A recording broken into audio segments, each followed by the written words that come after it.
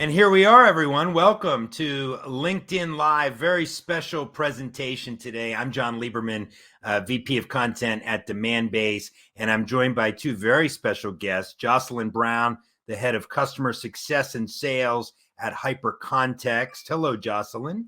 Hello. Thank you for having me. Oh, of course. And Mandy McEwen, the CEO and founder of Mod Girl Marketing. Hi, Mandy. Hello. Thanks for having me. We should tell the audience Mandy is taking some time off the beach in Hawaii to join us first thing in the morning, Hawaii time. Jocelyn's in Toronto, so not quite as exciting, but you know what? We are where we are, right? It's a nice Canada's fabulous. At the very least. No beach. Yeah. I love Canada. You know, in all my travels in Europe, everyone was like, Canadians are the best.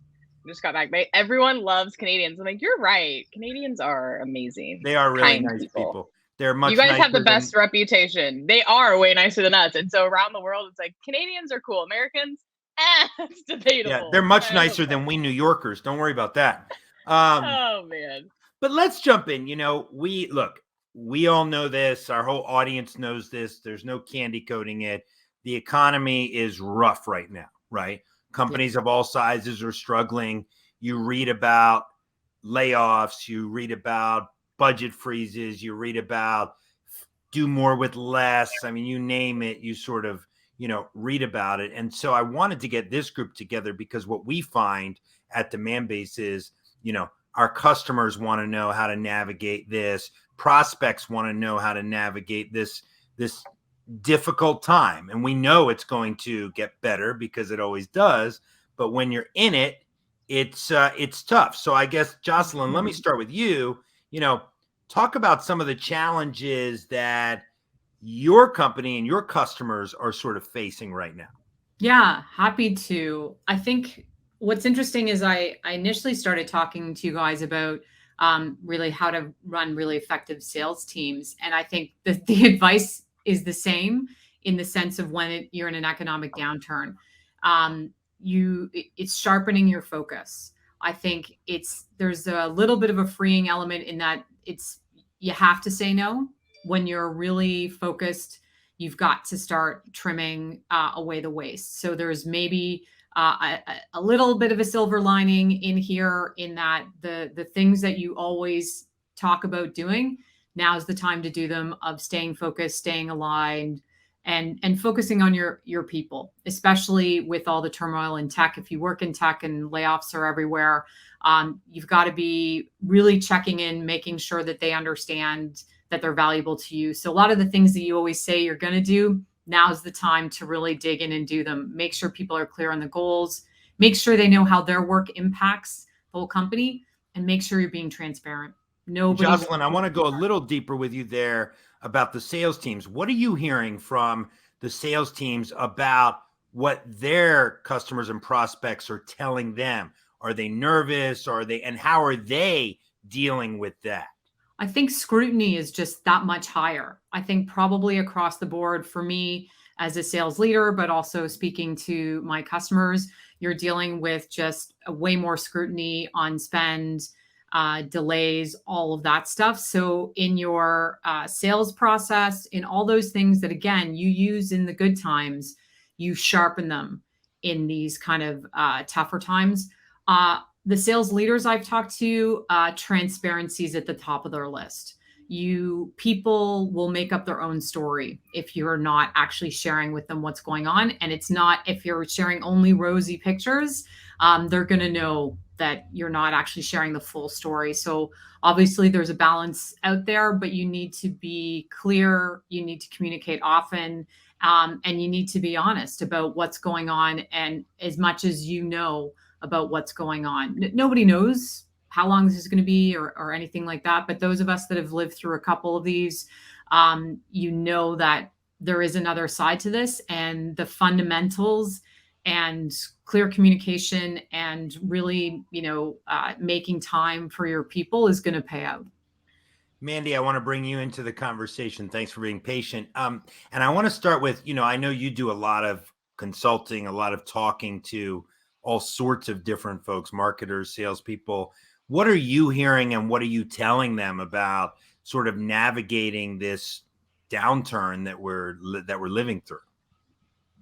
Yeah, and Jocelyn brings up a good point, and like trimming the fat, right? So this is actually a really good opportunity for businesses who have been doing things kind of what you always do in marketing and sales, and investing in dollars that haven't moved the needle in quite some time, right?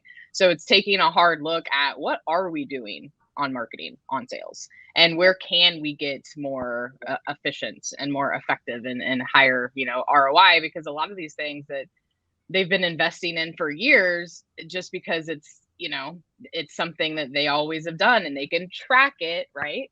The attribution. And so it's like, but it hasn't done a whole lot anyway, and so this is just a good opportunity for them to really take a hard look at what are we doing and what can we do to improve it and cut costs, be more efficient. And we can talk about this a little later, but just empowering, your salespeople with the right strategies and tools to move the needle and do things a little bit differently. Just kind of echoing what Jocelyn said too, like this times are a little bit different now, so pay attention. And it is the transparency is huge too, and that relationship building part too is key, right? So let's get away from the whole let's just blast a bunch of people and see what happens, and let's like go back to the olden days of building real, genuine relationships, because they go a long way, especially in times like this, right?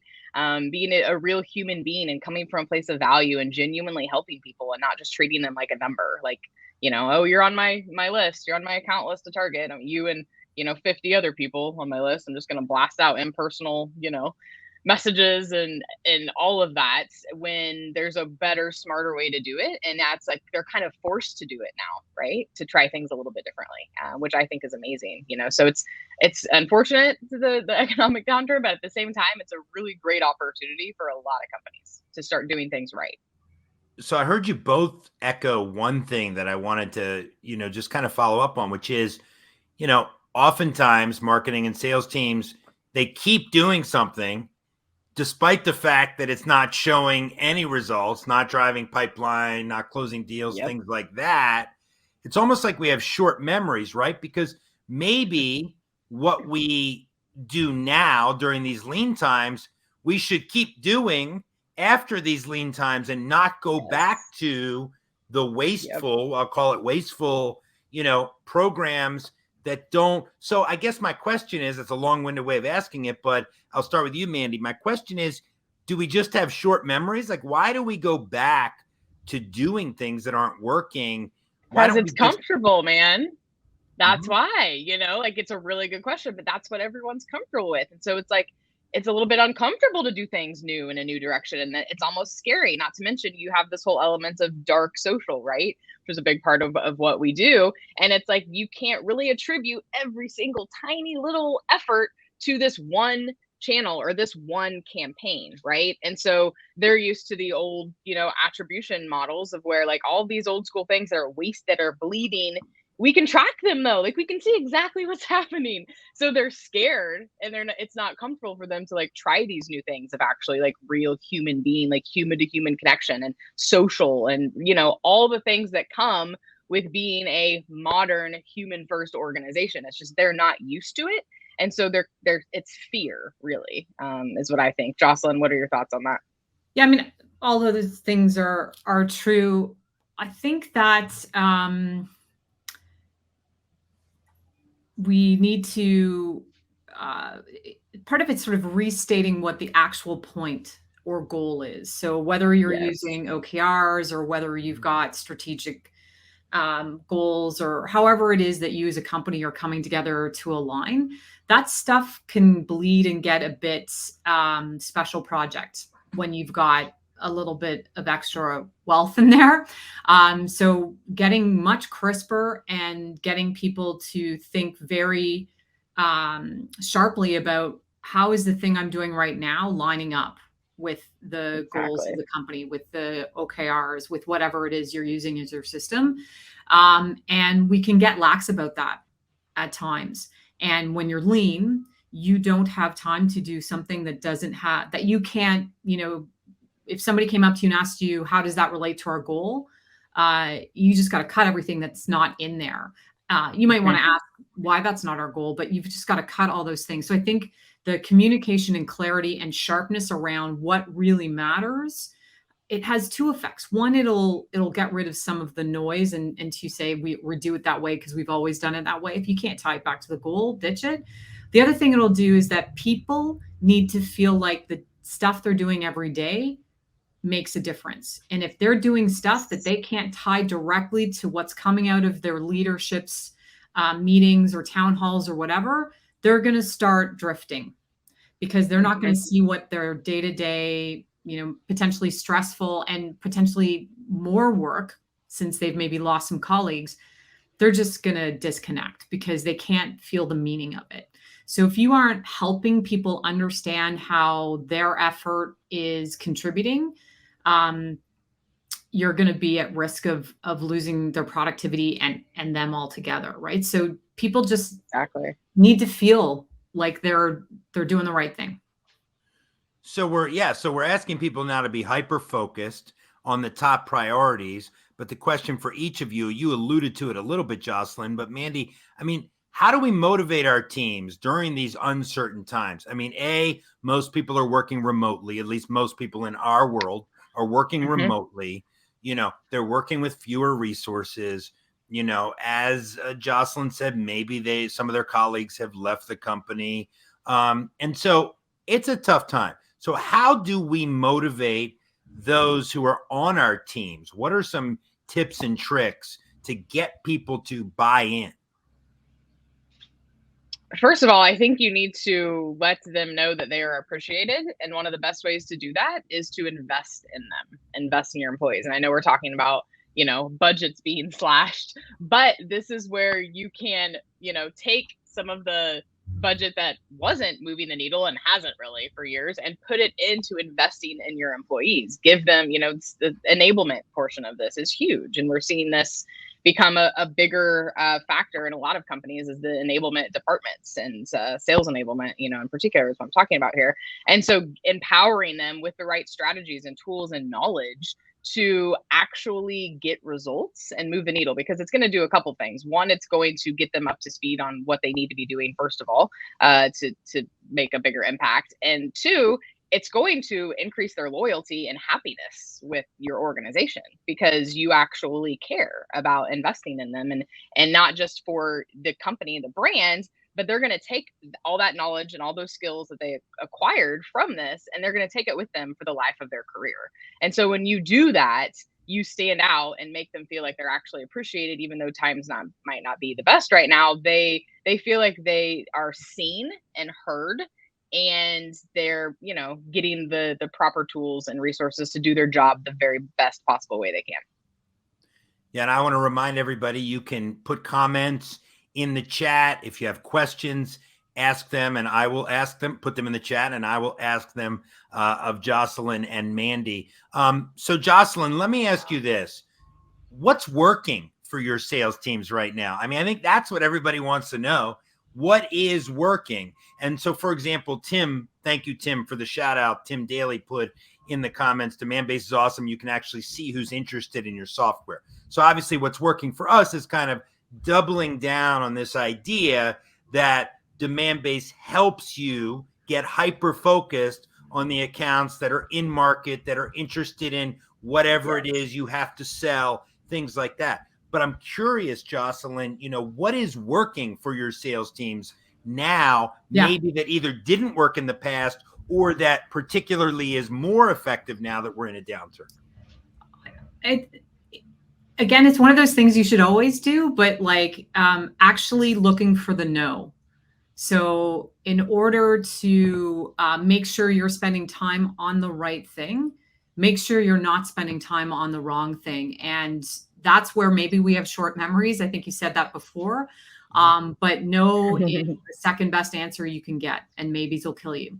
So I think being, teaching and giving permission to our front line that's actually a good thing, and going after the no is probably one of those things that is really working. I think nobody has the time, right? So start really actually driving towards helping your prospects really know if they are in market or not. And I think, I mean, Mandy talked about the relationships. I think there is an opportunity too to go back into previous cycles and look for timing, depending on what your solution is. But if you really understand the objectives of their company, if efficiency or any of the things that people are struggling with now are part of your solution or the problem you're solving, now's a great time to reuse those relationships. I'm also following the people that are moving, right? So this is a great time to watch your advocates and where they're moving. So I think if you can use the relationships you've had, either because they've moved to somewhere else, use the relations you've had by reprioritizing if they're reprioritizing things. But then, yeah, go for the no. It's such a positive experience for both sides. We all forget that. I don't know why. Great thoughts. I love that. Great. And Mandy, I want to branch this out even more because I know that you specialize in a lot of ways in helping brands and companies leverage LinkedIn, especially, you know, during the downturn. So what are you seeing that works, and how are you advising, you know, clients and things like that to use LinkedIn during this time?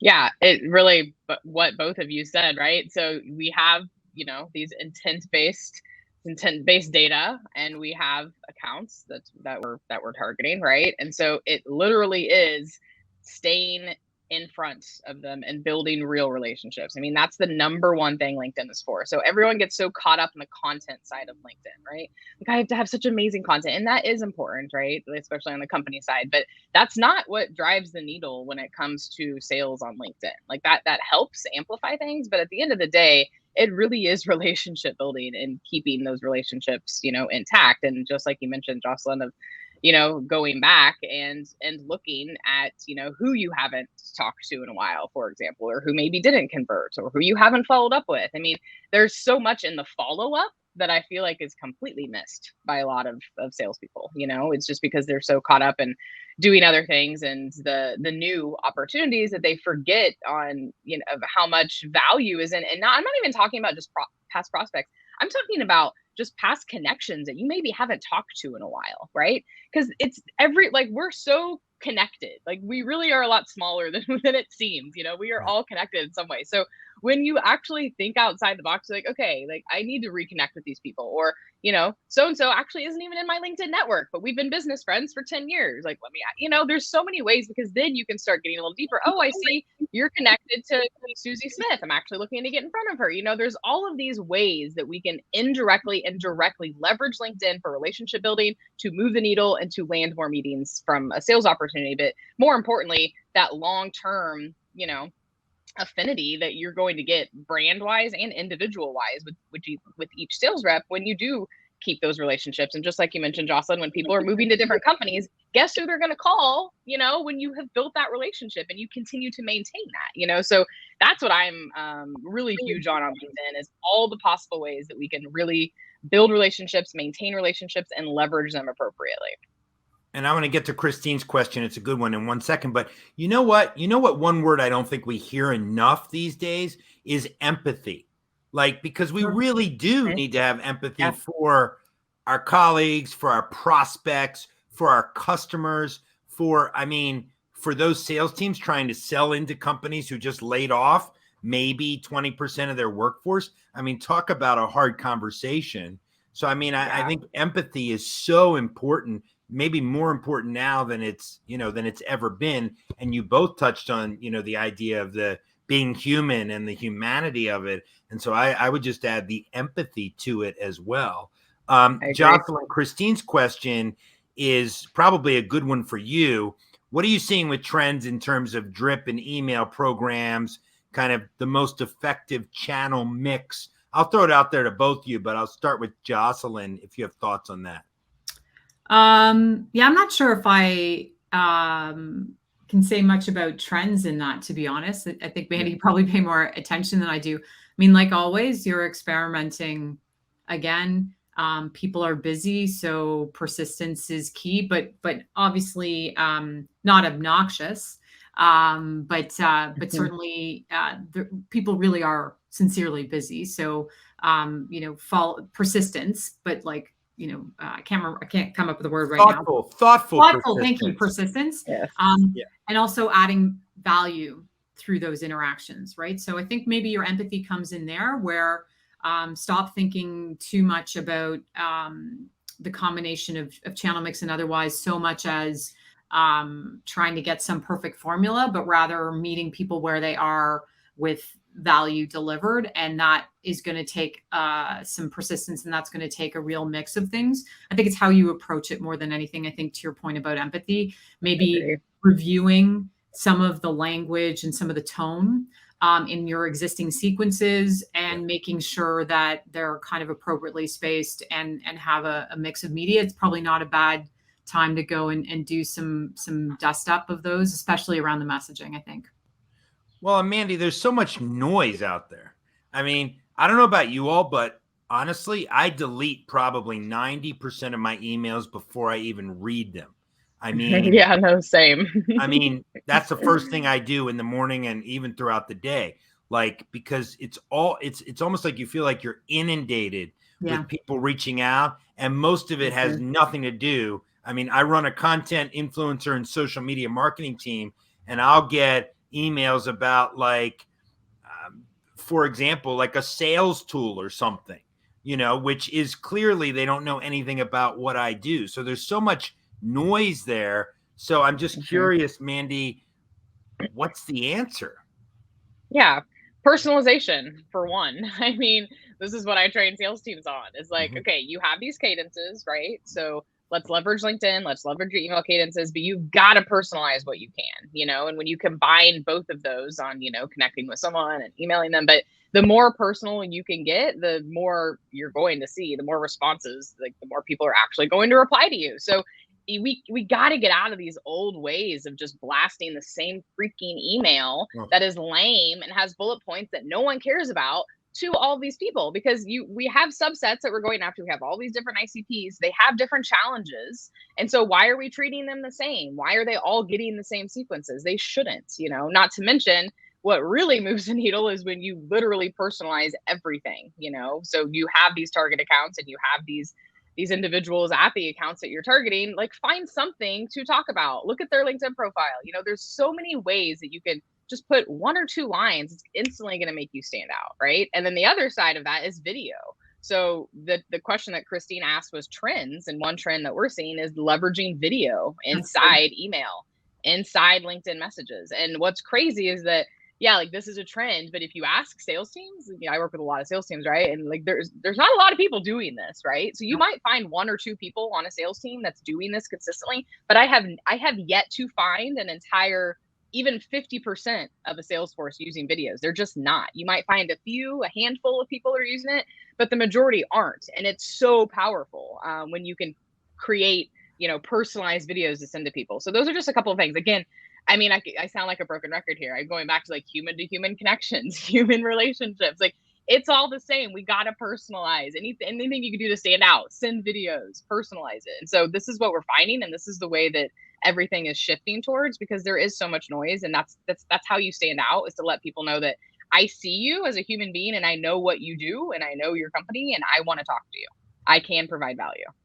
Speaking of video, allow me to a bit of self-promotion here for Demandbase, which is you'll be able to view this conversation. Somebody was asking about this on DBTV shortly later, Demandbase TV, which was the first B2B video streaming platform, because we do recognize the value of video at Demandbase, and the idea that, people have short attention spans and not everybody consumes content the same way. We talk about one size fits all. Some people will only listen to podcasts. Some people will only read blogs. Some people will only read ebooks. Some people will only watch video. Some people only watch video that's less than 30 seconds. Just ask my teenager who's on TikTok. But I was just going to say that. Yeah. But to your point, like, there is no one size fits all anymore. No. But yet there are so many companies still with that one size fits all approach. Personalization can be timing too, right? So personalization isn't just the name and the company name, right? There's just ways to think about personalization that have to do with, timing, not a competitor usually, but like a use case, customer story or something that's got some relevance. Yep. Like there's personalization that goes beyond what the tech can do. And I think intent can draw your attention towards where spending that time is worthwhile. And intent can certainly give you a sense of timing. And before Yeah, we and go, when I say wanna personalization, sorry, go ahead, I'm Mandy. not even. Oh, I was gonna say when I say personalization, I'm not even talking about the first name tags and the company Yeah. tags, right? Like I'm talking about like legit, like manual personalization, right? So I'm glad you brought that up, Jocelyn, because as marketers, we've been saying personalization for years, and it's like, well, depending on who you talk to, that could only mean the first name tag or the company tag, right? So like you have to take it deeper than that. So I'm glad you mentioned that. So before I let each of you go, I want to get your thoughts on one other really important issue. We stress it at Demandbase, the alignment between marketing and sales, and that you can't work in silos. You have to be aligned. You have to be tied at the hip. So my last question for each of you, starting with you, Jocelyn, is any tips or tricks to make sure that marketing and sales are aligned? What can we do that we are not doing, either as marketers or as salespeople, to align with the other group? Yeah, I think probably one of the things that people try to get rid of when they're feeling stressed is like internal alignment meetings, and I think that's probably an error at this point, especially with marketing and sales. If you've got and should have shared goals, you guys both have the same shared goal, you have same OKRs, you need to make sure that you're actually talking to each other through all those things, and that you're doing it in an intentional and thoughtful way, that you're looking at the same dashboards. All this stuff, again, you should be doing anyway, but it becomes twice as important now, so that no team is running off in a direction that's counterproductive. So I think maybe they're shorter meetings because you're under stress, but I think you cannot drop some of those process meetings and those alignment meetings that you've got, but you do need to make them better. You do need to make them sharper. You do need to make sure that you truly are focused on the exact same goals, and that you know how you're accountable to each other and hold each other accountable, help each other along the way. So I think getting tighter is critical right now, because that's where a lot of the waste comes from. It's when you don't have the same goals or you've not understood each other. Agree. Mandy, your thoughts? Yeah, completely agree, Jocelyn. And I would just add, just from what we do at my company, the marketing and sales alignment is huge, because in order for me to train these SDRs on how to best leverage LinkedIn to actually get results consistently, like we got to have something to work with on the marketing side to keep that up, right? So it's really important that marketing and sales are talking together, right? So sales, these are the types of things that we need to be sharing out to our network. On the flip side, marketing, sales can tell marketing, this is what we're finding. This is what we're finding when we're talking to people. These are the questions that are being asked to us. And so use that to create, blogs and white papers and infographics and videos. I mean, there's so much that can be beneficial when they just talk together, and I love how you mentioned that about, those internal alignment meetings are crucial, yet it's, sometimes they're cutting them, and that's not wise. You can't. And I didn't want to do this at the top of the broadcast because I wanted to jump right into the meat of this. But before I let you both go, I'd be remiss if I didn't ask you to just explain to our audience a little bit about your organization. So Mandy, tell us a little bit about Mod Girl Marketing. Sure. So our newest brand, Luminetics, is a Mod Girl brand, and that is our LinkedIn solutions brand. And so what we do is we train SDR teams and sales teams on how to best leverage and maximize LinkedIn. And we also work with the marketing team on making sure that their strategy is aligned and effective. And so that's really our main focus right now, is giving sales teams what they need to completely dominate on LinkedIn and land consistent meetings and generate, systems for predictable meetings, week after week. So that's our main focus. And I know meeting is a key word for you, Jocelyn. So tell us about hyper context. Yeah, I did that segue. That was impressive. That was perfect. You like that? Not even rehearsed. Yeah, I mean, we have an app that's to help leaders run high performing teams by sort of streamlining the managerial work they do, streamlining meetings, agendas, accountability and next steps, goals and OKRs, the engagement with their team. Much as meetings get a bad rep, it's where we do a lot of our connecting and aligning, but they can be a lot better and a lot more effective and used to actually help everybody be clear on what they need to do, feel their work is meaningful, and feel they're being taken care of. So let's help our managers run them better. We can all use better meetings. And one of your colleagues, Jocelyn Nicole, actually put a marketing and sales alignment meeting template in the chat, and you can see it there on the screen as well. So I urge people to check that out. I'm going to check out that and some of the other templates as well. Well, listen, Jocelyn and Mandy, it's been a good, fun conversation, but more so, I think it's been meaningful, and we got some really good nuggets here that hopefully people can act on, some actionable things that people can go back to their teams and actually start using. So thank you both so much for your time. I hope we get to do this again, hopefully when the economy is a little bit better, and we'll just remind people that there's a reason why you shouldn't go back to the old way of being wasteful. But again, thank you both so much for your time. Much appreciated. Of course. Yeah, Thanks thank you.